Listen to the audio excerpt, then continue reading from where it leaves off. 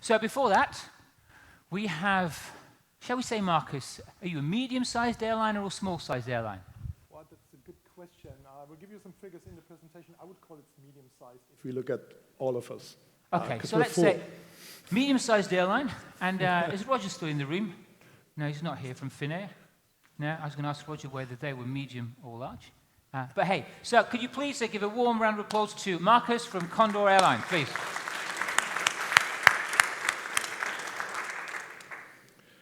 So, a warm welcome after the break as well from our side. It would be great if we could have the presentation on the screen. At least I've been told that that might happen. There we are, but already a little bit too fast. So, who we are. First, who am I? I'm Marcus Motzkuhn. I'm the Senior Project Manager for our IT commercial systems at the Thomas Cook Group Airlines. These airlines are actually Condor in Germany. We also have Thomas Cook in Belgium, in the UK, and in Scandinavia.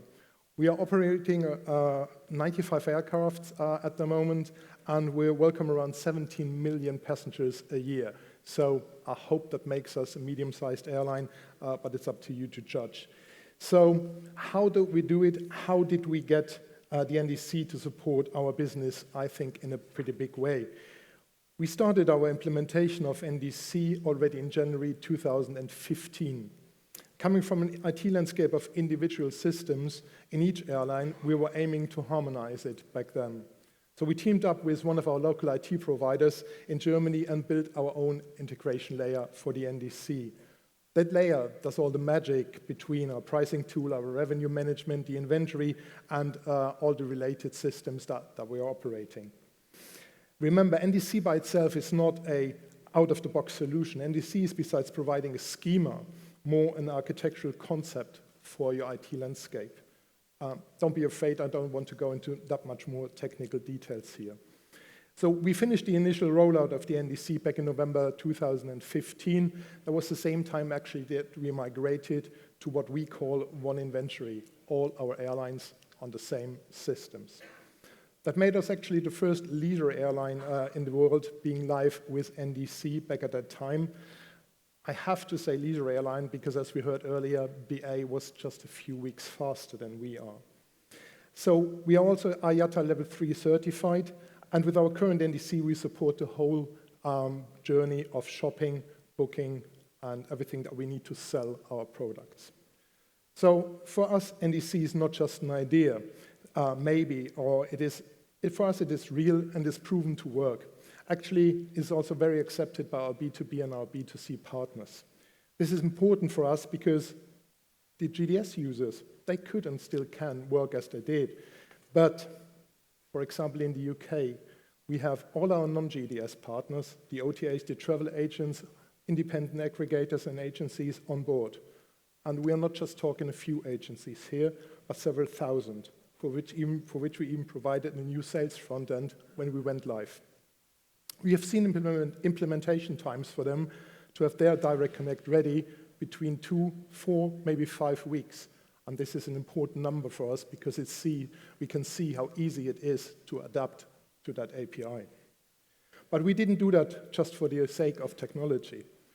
When we approached the meta searchers, as an example, and offered them the live search capability, instead of cache data or offline files as we did in the past, we reached a milestone that we thought would not be possible.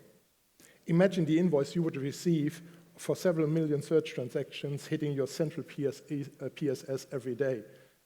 It just isn't affordable. For us, it comes along almost free of charge at this part because the offer management on our side is part of our internal system and not of our legacy. As you have heard earlier from Skyscanner, it is all about the accuracy of prices. Since we went to live search with all major meta searches, Skyscanners, Kayaks, everyone who's out there, we have seen a significant increase in our conversion. But there was another main feature of NDC that we were aiming for, actually. We wanted to get rid of our flights being not much more than just a price and availability out there in the market. Until then, our partners, such as the OTAs and travel agents, did not know much more about our offers than how much it cost and how much seats were available. Unless they deep dived into our fare notes and fact sheets that we might have provided. And that was one of the key drivers for us to move forward with the NDC, and also the option to distribute our rich content. So what is the rich content all about? We all know the proper presentation of our flights on our own website. Not only can we tell what the product is about and why a customer should eventually go for a higher category. We also present our services and ancillaries in an appealing way as we have intended. Pictures, text, even videos are common to drive sales. So for our own channel, this is all working well. At the same time, we keep wondering, while all the other sales channels out there are either down to the basic details or don't show certain extras at all. And the simple reason looks like this. Based on this, let's call it pretty basic information they get from a GDS, it is hard for any of our partners to present our product as we would like to see it. We cannot expect someone at Expedia or Podo or any other portal out there to go out, find some pictures, write some nice sentences about our products, and then use it on their front ends. On the other side, we do not want to distribute that content to each and every individual partner in individual formats, not even knowing if they will use it. With NDC, we can now just include that content in our offer we send back at the time of search. Remember what NDC stands for, new distribution capability. And for us, the capability is among the most, this capability is among the most interesting ones. We started with our own front ends that we also provide not only to our internal staff, but also to external travel agents. Coming from this almost traditional view, we added some basic fare information and some marketing details around our cabin. We provide this content actually in different flavors, pictures and different resolutions. Same for the videos, text modules such as headlines, summaries, and main text, but also bullet points for travel agents that want to make up their own speech while talking to a customer. If you want to have high-quality products to be sold, you need to provide high-quality content. That's simple. But it is not just about the traditional fronts that we try to attract. It was a buzzword around the last days. You have to be disruptive. We attended the last two hackathons, actually, from IATA in Berlin and Dubai. By the way, Amadeus team did a great job last weekend winning the hackathon with our API. And so that was a pretty exciting one. But we were excited more from the team in Berlin, actually, that came up with a front end that also takes use of our content to sell something, but only not to sell a flight, but also to manage bookings. So this is all about what had been mentioned earlier before. It is our own chatbot that we are providing. So let us say hello to Timmy. Timmy actually is, that's what I was fearing would happen. Timmy is integrated into Facebook. It's not something that we control. We just provide the content. So we say hello. We want to add something to our booking. And as we had been logged in when we did the bookings, Timmy knows about all our bookings. So we can choose one of our bookings. And let's say we want to check for the priority package that comes with that one. So what we get, again, from the NDC is a nice description. We can even retrieve some additional information if we want. Looks nice, but for the moment, I might not choose it. So I say, no thanks for it. But even there, the sales goes on because it tells me I can choose it up until 24 hours before I go. But I think it would be a good point in this case to go for a meal. So again, we go to the bookings. And not only that we get the pictures, we also get the marketing texts out in the market that our departments provided. So you see, we tell what it is all about. We show the pictures that the customer can choose from. Again, without having anything in the CMS out at Facebook or stored even at the messenger. It's all coming live at the moment of search or transacting the booking. So I go for the vegan meal. As a vegan, I want to know what it's all about, so I can even get more information because I want to have the details. And the details are there since our guys at the product department maintained it. Simple thing, I confirm, I'm offered the payment method. Again, they are stored in the NDC backends. I click on it, and off you go. Actually, that implementation was done in a few weeks, and the more content we provide to the system, the better it gets in what it displays. This is much more than just a prototype, actually. We're aiming to go live with it pre-peaks, which is November, actually, so just in a few weeks.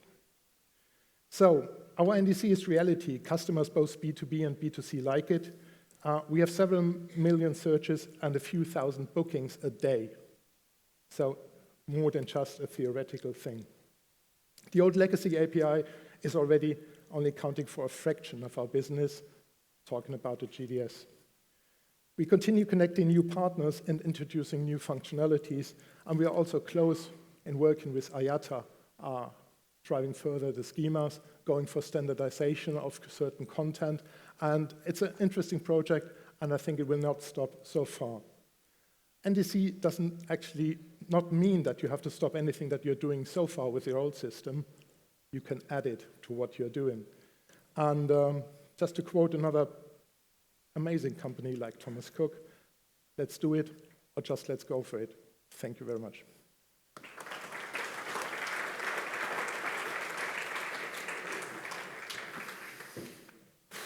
Was I too fast?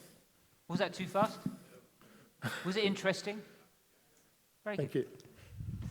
Are there any questions? No questions? Straightforward? Well then, just a quick question from me then, Marcus, is in terms of deployment, how long did it take you within Condor between the day, I guess, you got the idea of NDC, you started to implement it, to go live? Okay, actually we've seen two of those scenarios. One was the implementation of the integration layer that I mentioned against our old system. That actually took up to 2 months.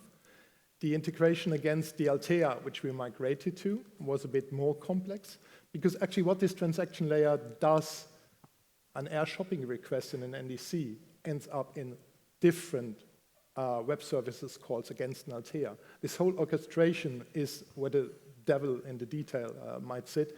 So that took us, I think, 3 to 4 months and constant improving of whatever we discovered along the road. It was pretty, I think, fast from that perspective. More amazing to me is how fast our partners actually can implement the NDC that we provide to sellers. How fast could your partners? Well, as I said, we have seen implementation 2 to 4 weeks. And yeah, I have to highlight the Amadeus guys, actually. When they started at the hackathon, they didn't know about our NDC at all. 6 hours later, they did the first bookings. That easy. Okay, so you connected to the PSS, to Altea? Yeah. Well, not only the PSS. In the PSS, we are handling, it's a very special scenario. We are handling the inventory. Okay. Our pricing, according to the NDC architecture, is done in an outside module. All right, so it's a modular structure. Exactly. Okay, and then, but then people like, into the resellers, distributors, who have you connected to and how long has it taken? Let's take some of the aggregators that we have in the UK. An average of 3 weeks, actually. 4 weeks if we included our testing. Who would that be, for example? Who are these aggregators? Travel Fusion, those guys, and yeah, Multicom. There are several ones. So 3, 4 weeks? Oh, yeah. And what version NDC schema is it? To be honest, first ones took a bit longer because our documentation was weak. Right. We had to improve that as well. But it's a very straightforward thing. There is a search, you have to identify the flight, and then you do the booking. Right, so that's a very clear message, Marcus. It's easy, it's quick, and it makes business sense. So thanks for that. Hold on, got one question actually. Sorry, Marcus. So when you say passengers like it and distributors like it, now what do you mean by that? And that's number one. Number two, after since you implemented NDC, have you seen what have you seen in terms of ancillary revenues and are there any measurements for that? Yeah. Okay. Let me go to the first part. Why do our partners like it? Because we are much faster in our time to market. We are bypassing old processes like fair filing, whatever. So when we want to come up with a new sales price for, I don't know, a certain route, we can do that within a minute, and it's live in the system. There is no need to file it, hope that it sometime ends up in the GDS. And this is only for the NDC part. If we want to distribute the same fare into the other systems, it takes the usual processing times. So that's why the partners like it, because especially in the main season, and we are a leisure airline, if we come up with a promotion for, let's say, Mallorca or whatever, for a day or two, or make it a flash promotion, something, we couldn't do that before in this amount and in this time of speed. And therefore, the customer as well like it, because we can react much more to their requirements. And ancillary revenues. Ancillary revenues, for us, it's also a learning path at the moment. So the first thing that we had included right away when we started were the seat maps, and everything around that.